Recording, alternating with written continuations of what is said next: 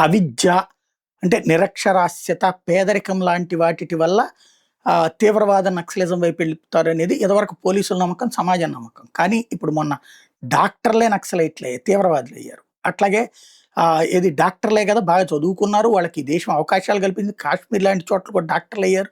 వాళ్ళకి ఈ దేశంలో జీతాలతో సహా ఇస్తుంటే వాళ్ళే మరి ఈ దేశాన్ని నాశనం చేయాలని కోరుకోవడం ఏంటి? వాడు చివరికి ఆడుజొస్తా జనాల్ని చంపడం ఏంటి?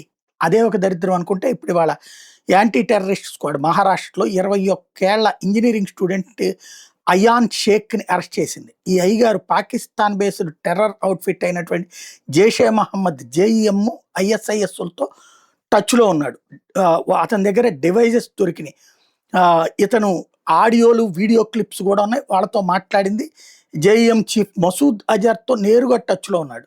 వీడు ఇక్కడ ఉన్నటువంటి యువతరాన్ని సోషల్ మీడియా ప్లాట్‌ఫారాల ద్వారా, అలాగే ఉపన్యాసాల ద్వారా రాడికలైజ్ చేస్తున్నాడు. టెలిగ్రామ్ గ్రూప్సే మెయింటైన్ చేస్తున్నాడు. జేఈఎం కోసం కొంతమందిని అపాయింట్ చేస్తున్నాడు. ఐఎస్ఐఎస్ కోసం కొంతమందిని అపాయింట్ చేస్తున్నాడు. అట్లాంటి గజ తీవ్రవాదిని అరెస్ట్ చేశారు ఇప్పుడు.